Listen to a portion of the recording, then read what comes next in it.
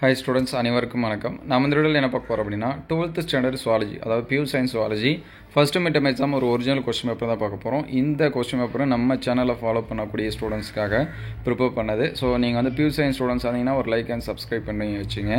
Already நம்ம வந்து botany upload பண்ணியாச்சு, Tamil medium and English medium. அதே மாதிரி பியூர் சயின்ஸு சுவாலஜிக்கு தமிழ் மீடியம் அப்லோட் பண்ணியாச்சு. சரிங்களா, அந்த வீடியோஸ் எல்லாமே பிளேலிஸ்ட்டில் இருக்குது. பிளேலிஸ்ட்டில் ஃபஸ்ட் மிட்டம் இம்பார்ட்டன்ட் கொஸ்டின் இருக்கும். சரிங்களா, அது எல்லாமே பாருங்கள். பயாலஜி ஸ்டூடெண்ட்ஸ்க்கும் ஆல்ரெடி அப்லோட் பண்ணியாச்சு, both Tamil medium and English medium. அந்த கொஸ்டினுமே பிளேலிஸ்ட்டில் இருக்குது. பிளேலிஸ்ட்டோட லிங்க் நான் டிஸ்கிரிப்ஷனில் தரேன், நீங்கள் அதை செக் பண்ணி பார்த்துங்க.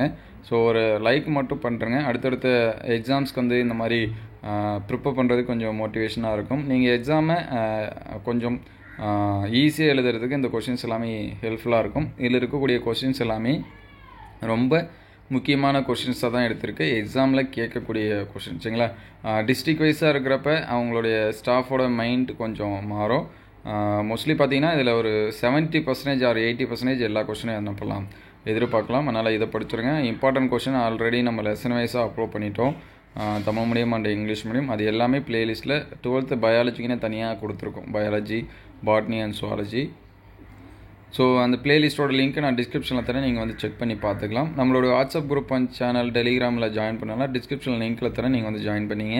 இதோட பிடிஎஃப் வந்து அதில் ஷேர் பண்ணும். சரிங்களா, டவுன்லோட் பண்ணுறதுக்கு முன்னாடி ஒரு லைக் மட்டும் பண்ணிவிட்டு டவுன்லோட் பண்ணிங்க. அதில் 2 மார்க்ஸ் பாருங்கள். இந்த apolysis, difference between spermiogenesis, spermatogenesis, differentiate foeticide, infanticide, what is pollination, அதுக்கடுத்து which type of reproduction is effective, sexual or sexual why, what is the composition of semen, what is the multiple alleles.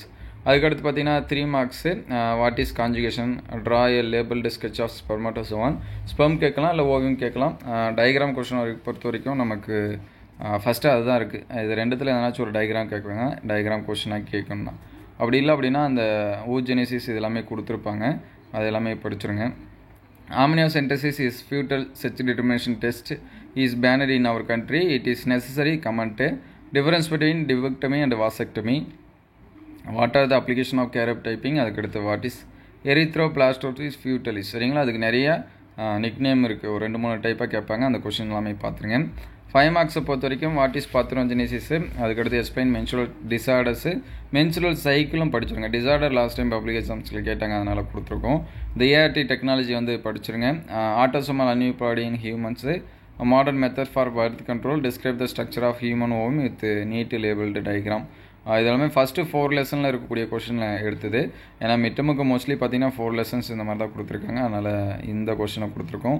So உங்களுக்கு எந்த lesson வரைக்கும் அப்படிங்கிறத comment பண்ணுங்கள். இந்த question எந்த அளவுக்கு ஹெல்ப்ஃபுல்லாக இருக்குது அப்படின்னு சொல்லிட்டு கமெண்ட் பண்ணுங்கள். வேறு எந்த சப்ஜெக்ட்டுக்கு இந்த மாதிரியான கொஷின்ஸ் வேணும் அப்படிங்கிறத கமெண்ட் பண்ணுங்கள். அடுத்தடுத்த வீடியோவில் நம்ம அப்லோட் பண்ணுவோம். தேங்க்யூ ஃபார் வாட்சிங்.